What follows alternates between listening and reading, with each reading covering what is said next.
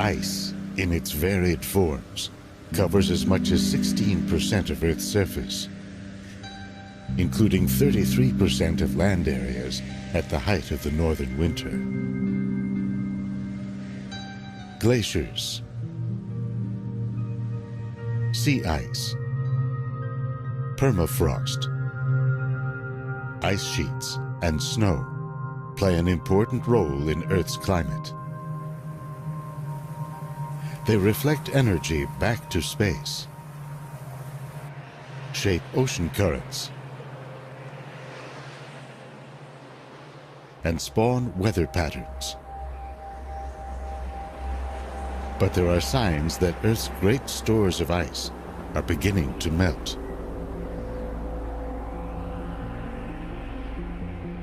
To find out where Earth might be headed, scientists are drilling down into the ice and scouring ancient seabeds for evidence of past climate change.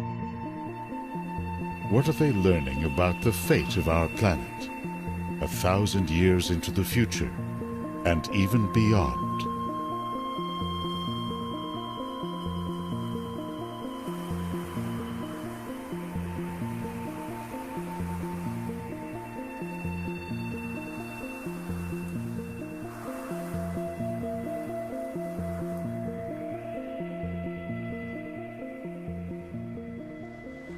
30,000 years ago, Earth began a relentless descent into winter. Glaciers pushed into what were temperate zones. Ice spread beyond polar seas.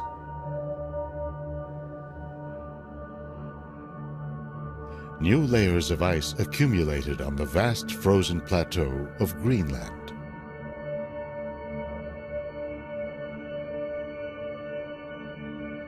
At 3 kilometers thick, Greenland's ice sheet is a monumental formation built over successive ice ages and millions of years. It's so heavy that it has pushed much of the island down below sea level. And yet today, scientists have begun to wonder how resilient this ice sheet really is.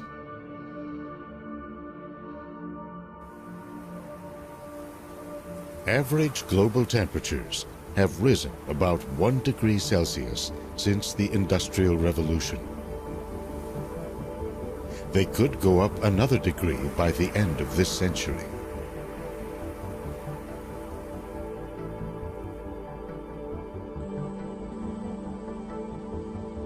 If Greenland's ice sheet were to melt, sea levels would rise by over 7 meters. That would destroy or threaten the homes and livelihoods of up to 1/4 of the world's population.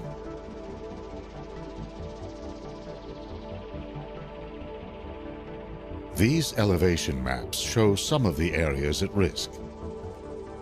Black and red are less than 10 meters above current sea level. The southeastern United States, including Florida and Louisiana, Bangladesh,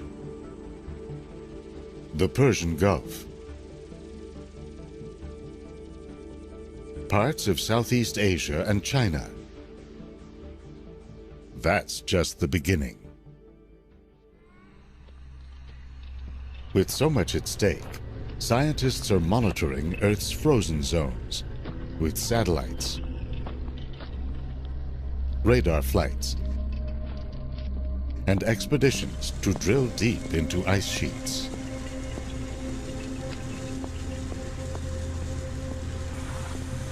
And they're reconstructing past climates, looking for clues to where Earth might now be headed. Not just centuries, but thousands of years in the future. Periods of melting and freezing, it turns out, are central events in our planet's history.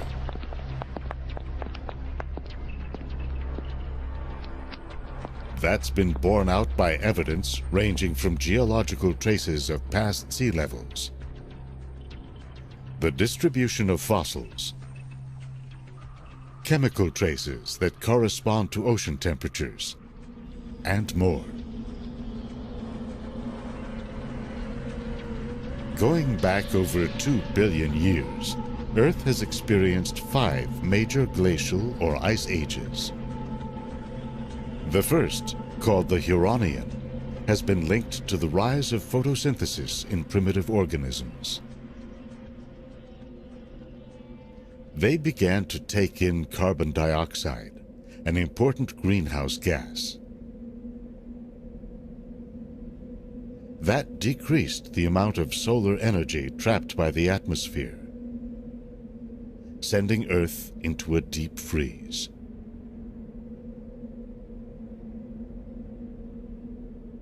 The second major ice age began 580 million years ago.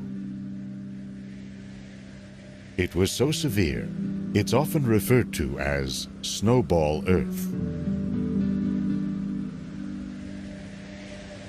The Andean Saharan and the Karoo ice ages began 460 and 360 million years ago.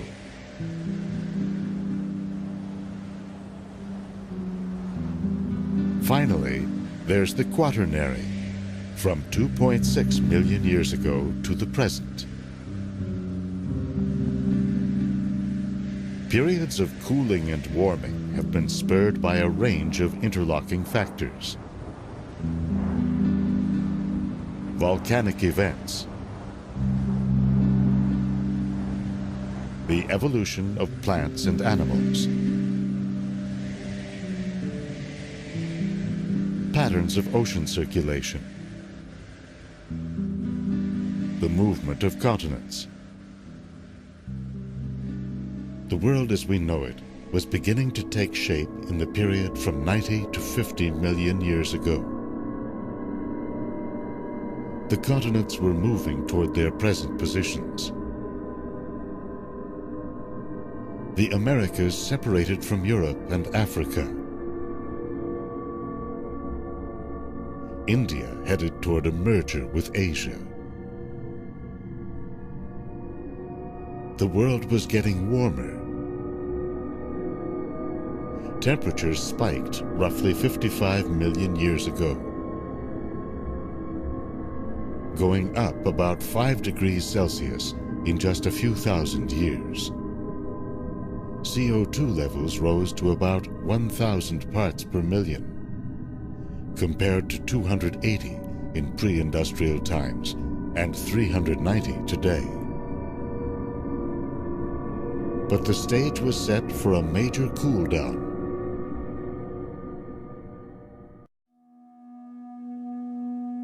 The configuration of land masses had cut the Arctic off from the wider oceans. That allowed a layer of fresh water to settle over it, and a sea plant called azolla to spread widely.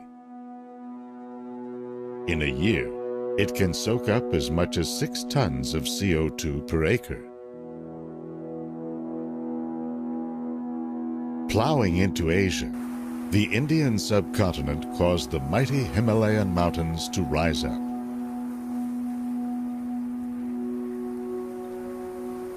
In a process called weathering, rainfall interacting with exposed rock began to draw more CO2 from the atmosphere, washing it into the sea.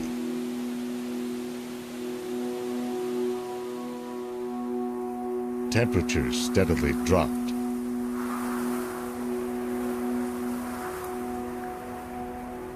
By around 33 million years ago, South America had separated from Antarctica. Currents swirling around the continent isolated it from warm waters to the north. An ice sheet formed. In time, with temperatures and CO2 levels continuing to fall, the door was open for a more subtle climate driver.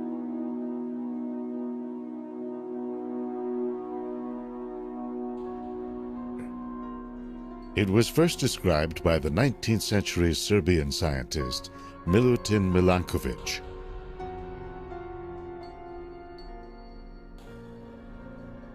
He saw that periodic variations in Earth's rotational motion altered the amount of solar radiation striking the poles. In combination, every 100,000 years or so, these variations have sent Earth into a period of cool temperatures and spreading ice. Each glacial period was followed by an interglacial period in which temperatures rose and the ice retreated.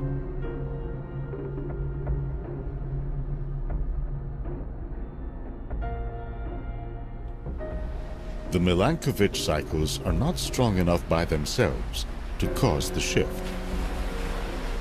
What they do is get the ball rolling.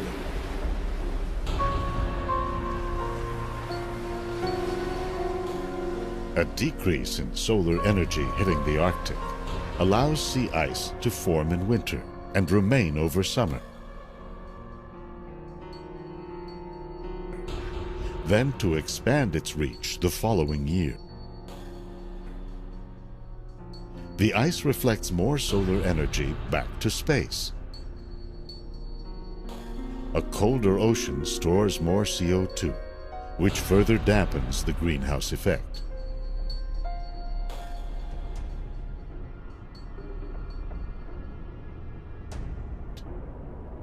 Conversely, when ocean temperatures rise, more CO2 escapes into the atmosphere, where it traps more solar energy.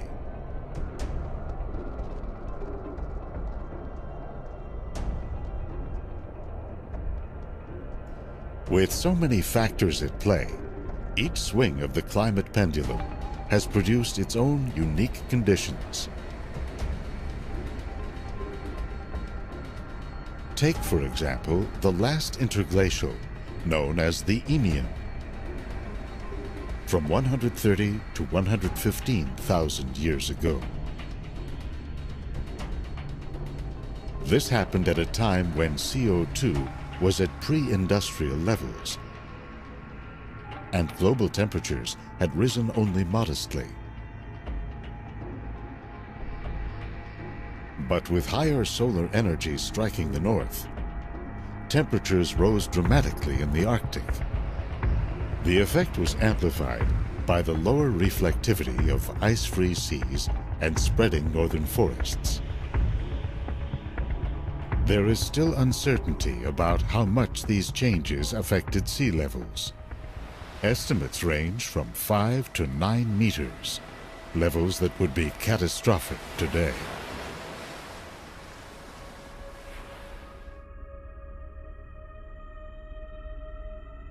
That's one reason scientists today are intensively monitoring Earth's frozen zones, including the ice sheet that covers Greenland.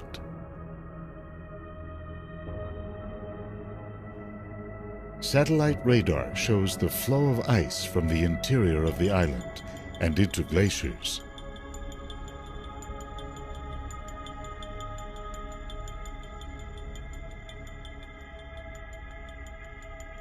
In the eastern part of the island, glaciers push slowly through complex coastal terrain.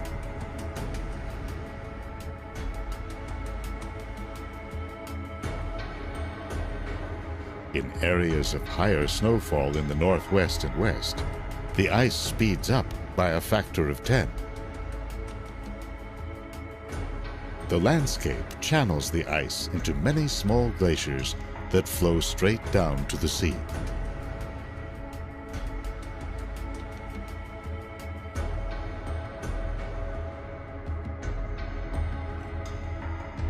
In the distant past, the center of the island may have been drained by a giant canyon, recently discovered. Scientists found that it's 550 kilometers long and up to 800 meters deep. It leads from Greenland's interior to one of today's most volatile glaciers. This is the Petermann Glacier in northwest Greenland.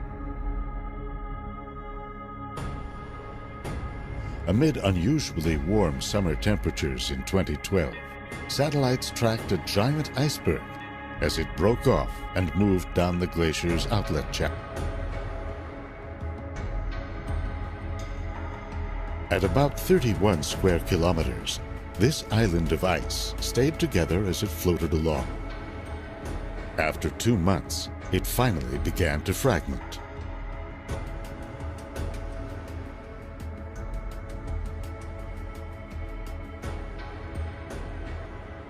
The Jakobshavn Glacier on Greenland's west coast flows toward the sea at a rapid rate of 20 to 40 meters per day.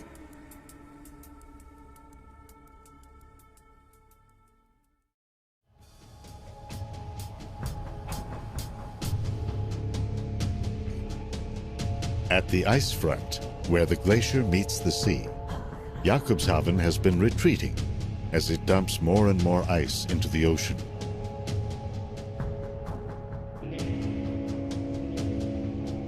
You can see it in this map. In 1851, the front was down here. Now it's 50 kilometers up. One reason, scientists say, is that water seeping down into its base is acting like a lubricant.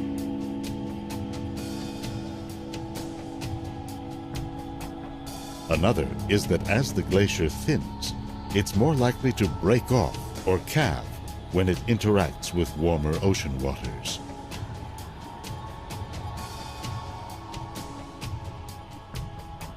Scientists are tracking the overall rate of ice loss with the GRACE satellite. They found that from 2003 to 2009, Greenland lost about 1 trillion tons, mostly along its coastlines.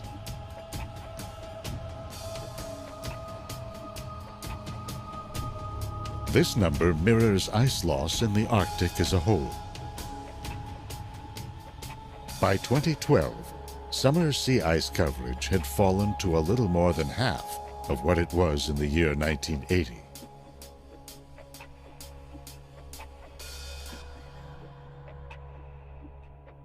While the ice rebounded in 2013, the coverage was still well below the average of the last 3 decades.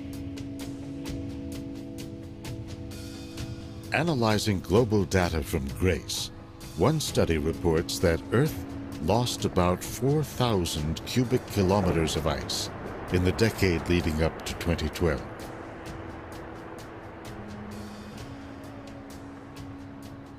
Sea levels around the world are now expected to rise about 1 meter by the end of the century. What will happen beyond that? To gauge the resilience of Greenland's great ice sheet, scientists mounted one of the most intensive glacial drilling projects to date, the North Greenland Eemian Ice Drilling Project, or NEAM. The ice samples they obtained from the height of the Eemian warming told a surprising story. If you were a visitor to northern Greenland in those times, you would have stood on ice over 2 kilometers thick. Temperatures were warmer than today by about 8 degrees Celsius.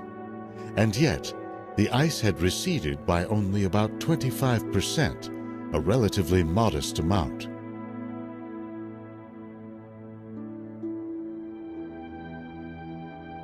This has shifted the focus to Earth's other much larger ice sheet, on the continent of Antarctica. Antarctica contains 90% of all the ice and 70% of all the fresh water on the Earth. Scientists are asking, how dynamic are its ice sheets? How sensitive are they to melting? Data from GRACE and other satellites shows that this frozen continent overall has lately been losing as much ice as it gains.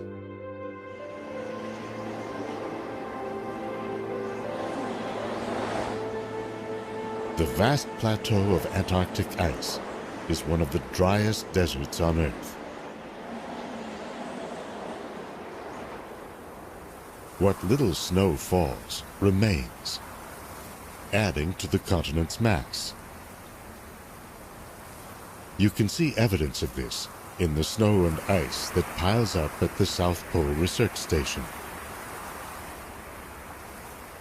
This geodesic dome was built in the 1970s. By the time it was decommissioned in 2009, the entrance was nearly buried. With a thickness of up to 4 kilometers, the ice on which this outpost sits will not melt easily.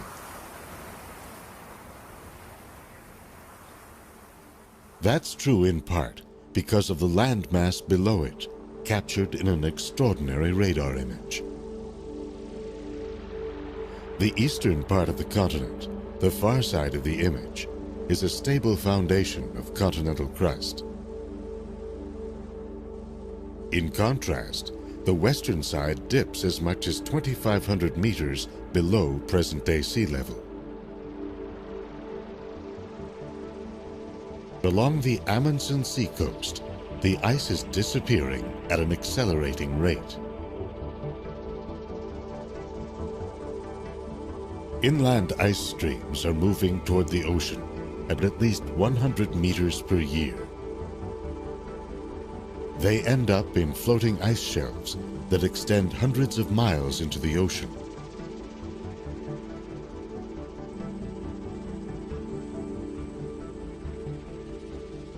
This is the Pine Island Glacier, a major area of focus for researchers investigating the impact of a warming climate. This region is the greatest source of uncertainty about global sea level projections.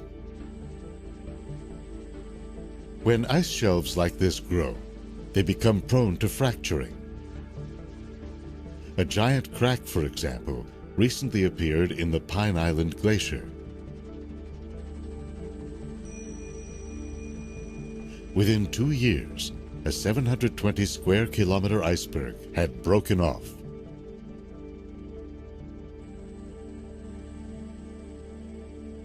But the scientists are more concerned about what's happening below the surface.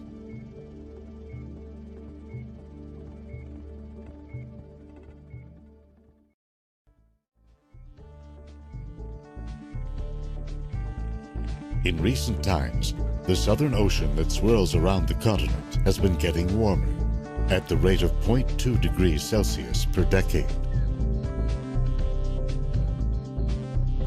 That has affected ice shelves like Pine Island by melting them from below.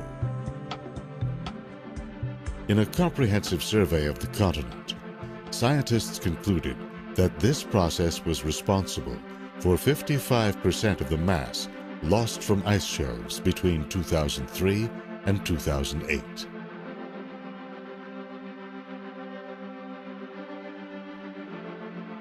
It's also been blamed for one of the more puzzling twists in the story of climate change: the spread of sea ice all around Antarctica.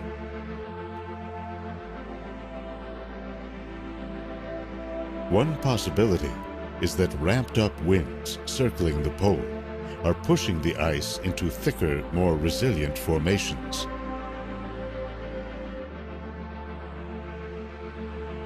Another is that the melting of ice shelves has spread a layer of cold, fresh water over coastal seas, which readily freezes.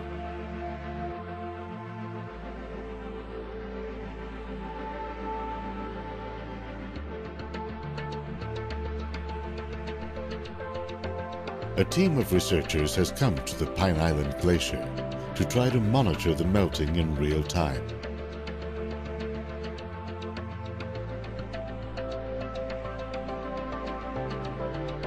After 5 years of preparation, They drilled through 500 meters of ice to begin measuring ice volume, temperature, salinity, and flow.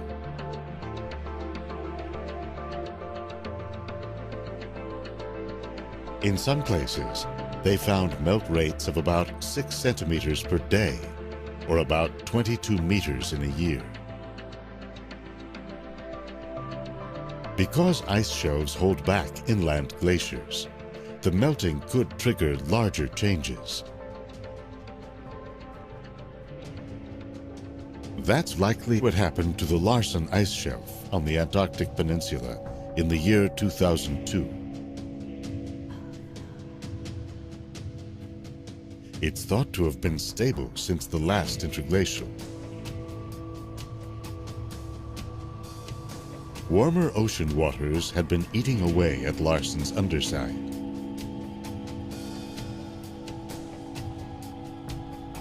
By early February of 2002, the shelf began to splinter into countless small icebergs. By March 7th, when this picture was taken, it had completely collapsed,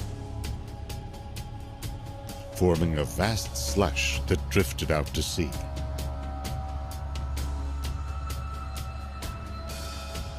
Without the shelf's buttressing effect, a series of nearby glaciers picked up speed, dumping an additional 27 cubic kilometers of ice into the ocean per year. Evidence from the last interglacial, the Eemian, brings an ominous warning of what could lie ahead.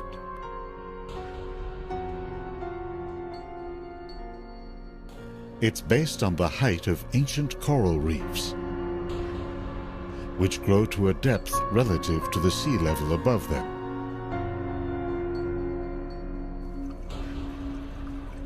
Based on reefs along the Australian coast, a recent study published in the journal Nature showed that sea levels remained stable for most of the Eemian, at 3 to 4 meters above those of today.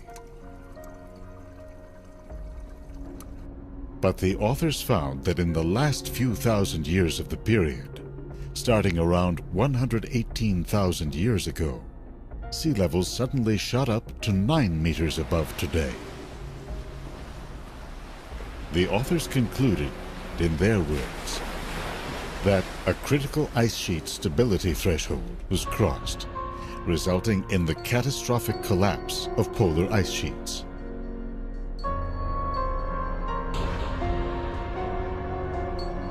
Looking ahead, uncertainties about the future of our climate abound. According to one study, the long cool down to the next glacial period is due to start in the next 1,500 years or so, based on the timing of Milankovitch cycles. But for that to actually happen, the study says, enough new ice would have to form to jumpstart the new glacial period. And CO2 would have to retreat to below pre-industrial levels. Instead, it appears that a warming climate is becoming a fact of life.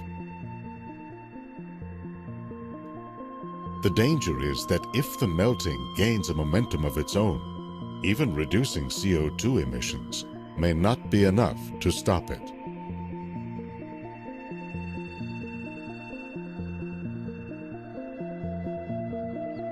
The still unfolding story of Earth's past tells us about the mechanisms that can shape our climate. But it's the unique conditions of our time that will determine sea levels, ice coverage, and temperatures.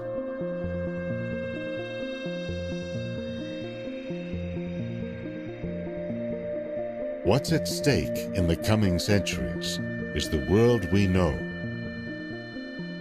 the one that has nurtured and sustained us. The Earth itself will go on, ever changing on short and long time scales, a dynamic, living planet.